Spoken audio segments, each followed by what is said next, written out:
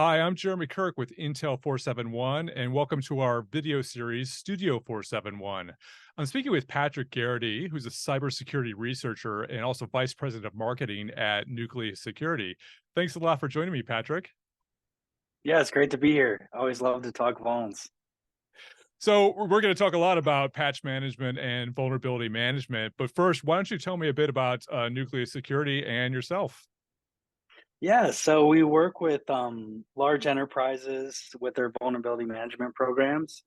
And when I say that, right, we provide a service where we help organizations aggregate and consolidate all their vulnerability and asset data, and then help them build automations and prioritize what things need to get fixed and drive that to the people that actually need to fix them. Which is pretty cool. And then, I do a lot of different things, but one of the things, I really enjoy doing is, security research on the vulnerability side and helping build data visualizations to share with people. Excellent, excellent. And so, there's been a lot going on with exploitation this year. Mandy had put out a report in its M Trends report, and it said that vulnerability exploitation was the top initial access vector, and it was followed by phishing and credential theft. What have you seen? What have you observed at Nucleus? How this is affecting enterprises? Yeah, so actually, take a step back. I originally before Nucleus worked in multi-factor authentication. So I worked for a company called Duo Security starting in 2012. And one of the things I think people need to realize is like up until about 2021, if even if you read the like MTrends report, like credential compromise was pretty much it. Like that's how people got into environments, with a few exceptions, right, where an exploit here or there would be involved. But mostly exploitation was used once people would get into the network, right? Things like I think Blue Keep would be a good example. Maybe some SMB signing. But the real reality is, it wasn't until recently that mass exploitation was happening on the initial attack vector, and that's only happened in the last 2 or 3, maybe 4 years. And so, like everyone's caught by surprise suddenly in relation to this because like they weren't really looking at exploitation as being the initial attack vector in most cases. Yeah. Yeah. And so that's put a renewed emphasis on vulnerability management and patching. And, a couple of years ago, CISA launched the Known Exploited Vulnerabilities catalog, which just crossed its 1000th vulnerability, although I think there's at least five more added today. And so this requires, U.S. federal government agencies to patch these exploited vulnerabilities within a, very tight time frames. um, what have you seen as far as like the effect of like the KEV on organizations that are outside the government? Has this helped Yeah. improve or I guess speed up their patching timeframes? Well, yeah, I think number one is before the Kev was released, there really wasn't any like publicly available vulnerability exploitation data. So like this is the first time where there's essentially threat intelligence on the vulnerability side that's accessible to anyone.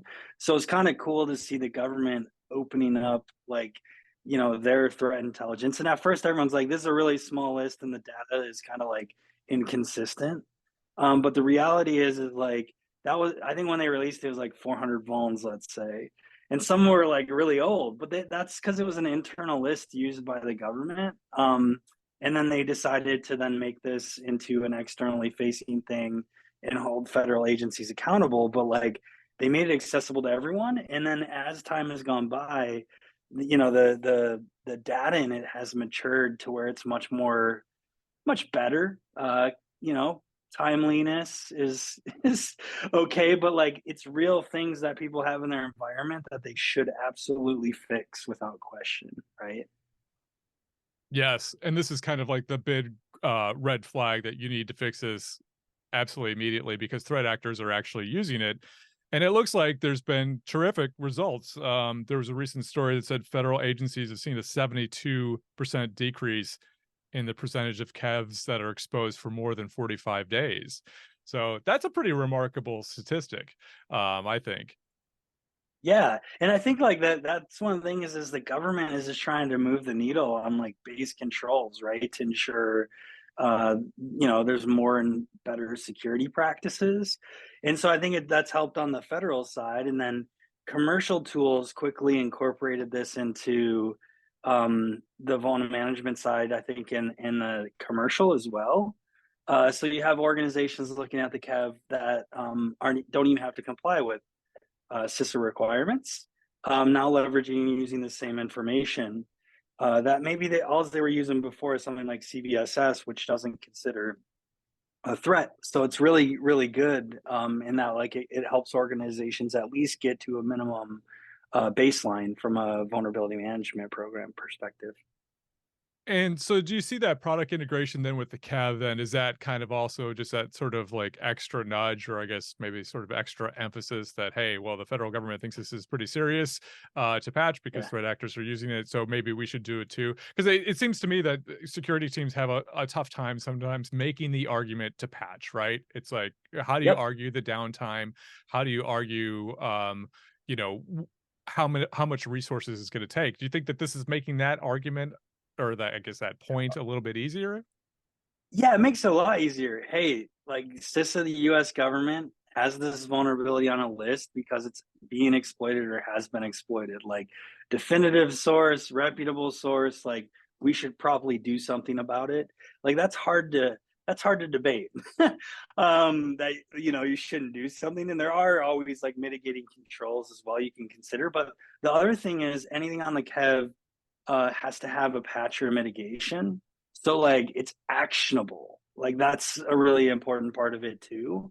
Beyond just saying like it's actively being exploited. Because there are a lot of cases where like you have exploitation, but you can't do anything about it patch wise. So I think like, it is a really actionable list that people can quickly take action on and increase their security baseline.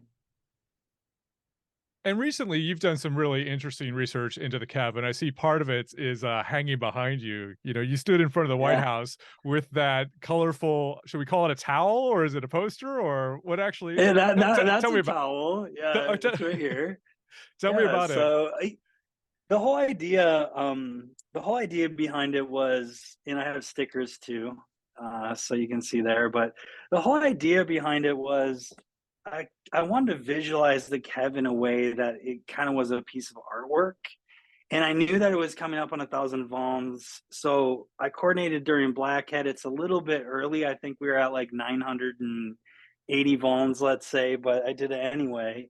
And essentially, it's the top vendors, right, that are in the CISA-CAP. Now, there's incredible bias when you look at things from a vendor perspective. Like the big thing is blue, it's Microsoft, but also like that's a collection of vulns from Microsoft for the last like 25 years. And to be honest, Microsoft has a very good vulnerability disclosure program. And so I think like it's very easy for people to jump to the conclusion of like Microsoft is exploited bad, when in reality, I think there's also factors that you got to consider of like their technology is pervasive. They have lots of different products. It's been around for a long time. Um, so I think that was some of the conversations that kind of grew from it. And then I took some inspiration. I wanted to make it look like a piece of artwork. So Pete Mondrian, who's a famous Dutch artist, paints windmills and then also the tiles. So you can see them in like the MoMA, I think. I was like, I'm gonna leverage those colors and the tiles, and then faintly in the background, you can kind of see I also put CISA's logo in there. Yes. Um, to layer on. And so, I was interested when I did this, like the week before Black Hat. Then I reached out to CISA and I was like, "Hey, I'm doing this piece of artwork." I actually reached out to Jen Easterly and I was like, I also have a few questions I want to talk to you about interview wise. So like it opened up the opportunity to get to kind of showcase my work, but also drive awareness of CISA-KEV, and then get to meet with Jen and talk about some of the great programs that CISA has going on in relation to vulnerability management. And so that became quite popular, like, on LinkedIn, it was, liked by hundreds of people. What do you think made the difference between, I guess, seeing it visually versus, I guess, seeing a list of vulnerabilities? And how do you think that impacts how people think and perceive their own risk? Yeah. So I think like market timing is part of what's going on with some of my work, right? So the reality is most people have seen vulns in spreadsheets from a Tenable or Qualys or Rapid7 scanner. They get an Excel spreadsheet in their mail, and it's just data. So I think like one of the things looking at the Kev 2 was like, how do we make this so you can kind of like touch it and look at it and like it can drive emotion and feeling? So like data visualization is a great way to do it. And there's a few people that have been doing vuln data visualization for a while, but it's mainly highly technical, right? And more scientific oriented type of visualization. So like Scientia is an amazing organization that focuses on like real tangible things. So for me, I'm like, well, I want to pull the heartstrings of things that people can relate to that may not even be in vulnerability management. And I want to educate as broadly as I can. And so part of it is it's like, taking down into really simple concepts that someone can see. And what I found too is like just a vendor name is a good example. So like, I remember at Black Cat I ran into Gary Hayslip, and I gave him a sticker and he's like, no way, I just use this in front of my board. And you know what he said? He goes, here's the deal. I could put this in front of a board and say, hey, all these vendors, Microsoft, Google, Oracle, and on and on. And the board members are like, yeah. So I want you guys to know this is CISA, the US government's known exploited vulnerabilities list. So all these technologies we have in the environment, like they have exploits or vulnerabilities that are actively being exploited. And we need to actually build a program to ensure that like we're putting the right security controls in place and patch management so that we protect our environment. So I think like that's the type of stuff from a conversation perspective. When he told me that, I was just like, no way, that's awesome. Like that's the purpose behind a lot of the work that I do is helping broaden education on the importance of vulnerability, good vulnerability management practices and patch management practices. And it's also just like not the number of vulnerabilities by vendor. It's also the ones that are picked by threat actors. Mandy had put out they did a study of 0-day vulnerabilities just recently. They looked at 246 vulnerabilities that were exploited in 2021 and 2022. And they found, the Microsoft, Apple, and Google comprise numerically most of them, but a lot of Yeah. the ones that were actually exploited, really embraced by threat actors, were kind of like lowered down, right? There may be like vendors in there of like firewall vendors, for instance, or SSL, VPN that get exploited that ransomware groups particularly really like, right? And it represents Yeah. almost a third of your attack surface. So when you look at that chart, right, it's like you just don't want people to look at the big squares, though, right? Because it's kind of like there's a whole spectrum, right? Well, yeah, but I also think there's some things to be said around like, yeah, you should like hopefully you have good Microsoft Windows patch management in place. Like, don't forget about your Exchange servers, your Azure, like your Office, all that stuff. But like that's more or less, I think, important to me. Like even categorizing it a different way, it's like, oh, you have network devices, you have operating systems, you have applications, you have phone systems, like all these different things are being exploited, and you need to think about what your patch management processes are for all these. And then you also need to look at like how are you assessing what vulnerabilities are in that environment as well, which is really really important. And then you mentioned 0 days in ransomware. It's like, yeah, I think that's an interesting thing where it's like getting on top of those things very fast and quick is important. So like having capacity to be able to go and do that. In some cases, like you're already owned, like Barracuda, we saw that. I think Move It, Progress Move It as well. Like there's going to be cases where like there's little you can do other than call your IR team, and have a IR organization in place to kind of help and support you. But by and far, it's like trying to do the best you can with the basics, right? so that you're able to tackle things effectively, proactively, is a great way to look at things. I was going to ask you too about the rapid response capabilities because that's one of the things that you recommend is companies that are at least or organizations that are mature enough have that capacity to be able to move quickly when there's kind of like a Kaseya type situation or a move it type situation. I mean, do you find? I Yeah. guess my question is, do you find that that capability is at this sort of high level of maturity, or is that capable for smaller, I guess, enterprises or organizations? I think it is, but like by and far, I think sometimes people over index on the 0 days. And it's like, well, if you have good patch management in place, like you might actually have time on a 0 day to get a patch in place because like that's new. Most actors are actually exploiting older vulnerabilities because that stuff hasn't gone patched. And so I think there's a balance where it's like, yes, you should consider having rapid response for high risk vulnerabilities that are new, but don't go chasing that if you haven't even patched all the vulnerabilities in your environment that are exploitable or high risk, right? So I think there's really a fine balance between that. And I do think as you go down market, like the smaller the organization, like considering whether you outsource some of that function is a real reality as well. If you don't have the resources, and then like if you do have a 0 day, for instance, that you discover externally facing, it's been there a while, you might even want to engage an IR team just to make sure that nobody actually used that exploit because like just because you patch that, and I think we saw that with Citrix with like a tool someone put out, maybe Mandiant, where you could see if someone was actually still in your environment. But just because you're patched doesn't mean that actor is out. And so Absolutely. these are real, yeah, these are real realities that you have to think about as it relates to how you respond to 0 days and other exploited vulnerabilities. Yeah, to your point about patching older vulnerabilities, I was struck by when CISA published the 2022 top routinely exploited vulnerabilities, and I think seven, yeah, it's a top. Actually, it was a top 12, not a top 10, but I think it was six or seven of those were not from 2022. They were all. Yeah, most I'm of them looking at here. aren't.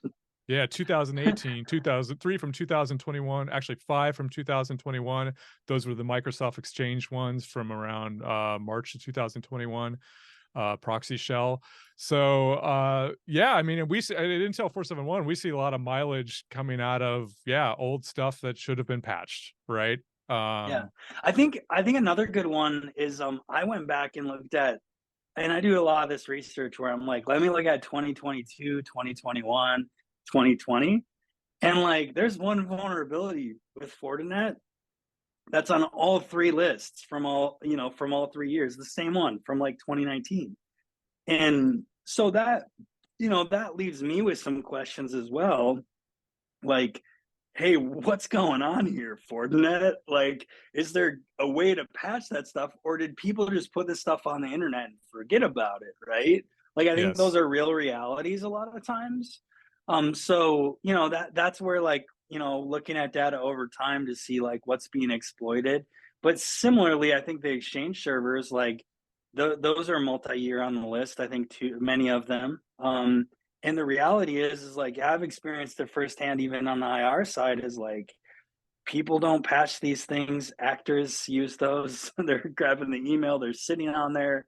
They're kind of living on the land on these Exchange servers a lot of times. And they can go upwards of years without being patched. And the other thing is people think they're patched because they patched the operating system, and they didn't patch the application itself. So there's all these intricacies that you have to consider as it relates to vulnerability exploitation and patch management. That can be a real challenge. I want to ask you about ransomware too. Have you seen a change in vulnerability management and patch management programs and in this age of ransomware, like over the last 3 or 4 years? What have you observed? Well, I think it. I don't know that I've seen anything myself, and that's not something I've completely studied. Other than I think if like an exploit, which a lot of times commercial threat intelligence like Intel 471 is going to provide you additional visibility into like what's being used with ransomware, what's being used by different threat actors.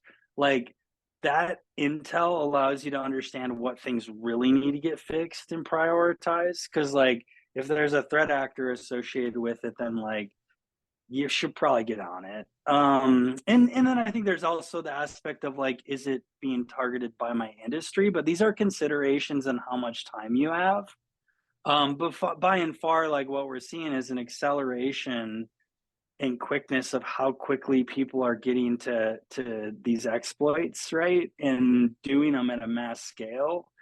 So I think like, yeah, ransomware, because it's effective and the new techniques and tactics of like data exfiltration with ransom is just put things on a whole nother level for organizations. Really from that perspective. And I think there's a lot of different motives. I think like even a lot of ransomware is backed by state actors. So just because it's ransomware doesn't mean like their only incentive is the financial payment.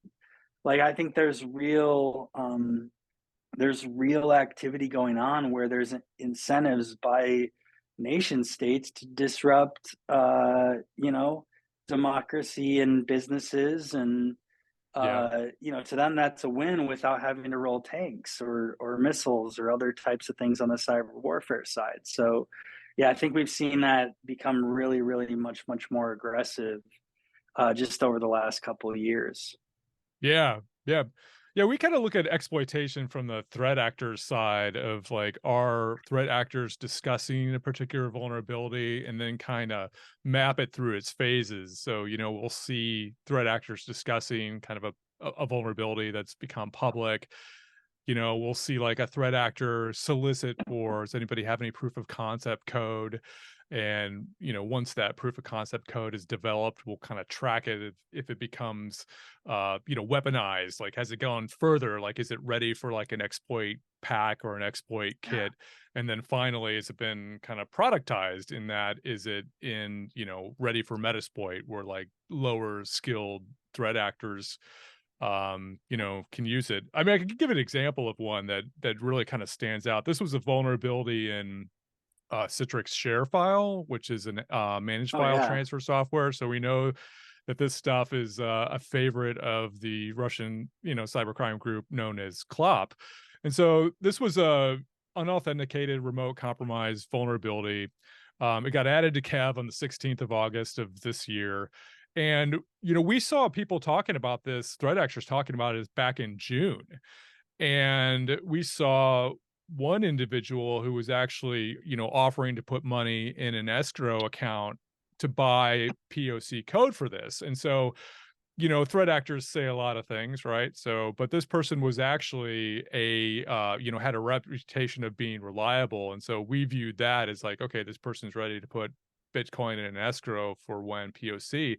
So that's like another tick of like, okay, this vulnerability looks like one that they're very, very interested. So, sometimes we can really see, based on threat actor Yeah. discussions, that's how we do our vulnerability intelligence dashboard. It's really driven by that Oh, adversary intelligence. and that's what's really important is it's like the more you can get ahead and the more intelligence you can gain, right? Around like the possibility of something, turning to being exploited. All those indicators allow you to actually be a lot more proactive, which is really, really good. And that's what I think people overlook on the commercial threat intelligence side is like Kev is a tip of the iceberg, like in relation to the depth of what you can gain from commercial threat intelligence. And then the other thing is that's really important is like defensibility. So like when you're making a risk exception, it's really good to have different commercial intelligence sources because then I actually have defensible evidence to say like, hey, look, I looked in these different commercial feeds and Kev and other places, and like there was no evidence, so we decided to risk accept it. Now maybe that changes over time, right? And you reassess the risk. But I think that's a really important thing to be able to have because if you end up in a scenario with the SEC or some of these other Yes. areas where then you get hit really hard, at least you have proof to say like we made the right decision with the information that we had, right? So I think that's another way that commercial threat intelligence is really important, and as far as how it can be used. I was going to ask you about improvements to Kev too, because people are already discussing about, oh, there's too much, maybe there's too many vulnerabilities on it. This is too much for smaller shops to handle. Or there's also discussions of like what types of supplementary information might be useful for people. What are some of your thoughts on that? Well, yeah, that was like so we created a SysACAB dashboard at Nucleus, which enriched with EPSS, CVSS, and I think gray noise honeypot stuff, right? And so like we always have been like, and I think other people like we want more information just to understand like about these vulnerabilities. What's interesting is they did just add a column on the catalog called known to be used in ransomware campaigns. However, none of the vulnerabilities have a tick or a checkbox or anything there yet. So I'm kind of curious to see like what words they use or what things they put in that column, or how many things they actually demonstrate or show are known to be used in ransomware campaigns. And I was like, oh, they should just like make an acronym KTBUIRC. Sorry. Like So everybody's going it's to the go, worst what is that? acronym ever. Yeah, yeah. It was just really interesting, like many words in a column that I found. But yeah, I'm excited to see that. And then, I think there's possibility of them adding additional stuff or even going to different levels with this. So I just think like considering it's an kind of open source threat intelligence feed, it's incredibly valuable for people that maybe don't have the money for commercial threat intelligence or are a really small business to at least like have a starting point, right? Because we see that all the time. Like I see small businesses that have kevs, and it's like, well, at least if they do that, it's a really like 1,000 vulns out of 200,000. Like most organizations are only going to have a handful, and if you have more than a handful, like you probably you probably have some work to do as well. And it brings up a good point. It's interesting that they've added that column specifically for ransomware. But what do you think is the most useful threat intelligence around vulnerabilities? Well, I think there like so there's the you look at like what's openly available, and then the commercial side. So start with what you have is what I would say. It's like most tools are going to have kev in there. You also have the exploit prediction scoring system, which like has a probability of exploitation over the next 30 days. Um, High scores, and like a lot of people are like, "What's a high score?" Well, like, hey, 1 out of 100 vulnerabilities are going to be exploited with 1% probability, right? So like probably lower than you think. Like, but you could start with a 90 percentile, and if you have those, and then work your way down and move further down. So EPSS is a pretty effective place to start as well. So like those are two open standards that you can leverage and use, which is great. And then I would say like beyond that, starting to look at commercial threat intelligence feeds, and depending on the maturity of your organization, the risk tolerance, like you're probably going to want multiple if your risk tolerance is really low, right? Because the reality is like more intelligence is going to give you more things to look at that are higher risk. Like there's no silver bullet. Um, and so, that's where I think it's like, yeah, start with where you're at, what you have, and then build upon that. It's really my perspective when you're looking at how to incorporate threat intelligence into your vulnerability management program. I'm glad you brought out the EPSS. Like, how do you see organizations using that? Is that kind of like a pre-Kev warning? And do you see organizations, I guess, acting on EPSS scores that are, quite high? Yeah, so we have seen that EPSS can be an indicator of something landing on the kev. That's not always the case. So I think something to keep in mind, like Kev is at some point there was known exploitation, whereas EPSSs were predicting it's going to be exploited in the next 30 days. So, a lot of times you'll have Kevs that have a low EPSS score, and people are like, "What's going on?" And it's like, well, the probability of a threat actor using that is low. So that could be how you prioritize Kevs even. But I do think, relatively speaking, like, go grab your vuln data and look at what's achievable for you today from an EPSS score perspective. Like, start at the top and work your way down is a good way, and set a threshold and say, we're going to keep within this threshold. Like, that's a pretty good way to use it. I've also seen, like, I don't know if you guys use it, but like, I do find that a lot of even commercial threat intelligence feeds use it as an indicator to do research on like high risk potential vulns. And that's a big part of it as well in commercial threat intelligence. Is companies like Intel 471 have teams of people that are analyzing each vulnerability, right? And then they're building out like details and information, so like you don't have to do all that research yourself. So it's really interesting, just like some of the different ways that people are leveraging and using the EPSS model for vulnerability prioritization, but also vulnerability research and intelligence. Great. And with that, thank you very much, Patrick, for joining me. I appreciate it. It's been fun. Thanks so much.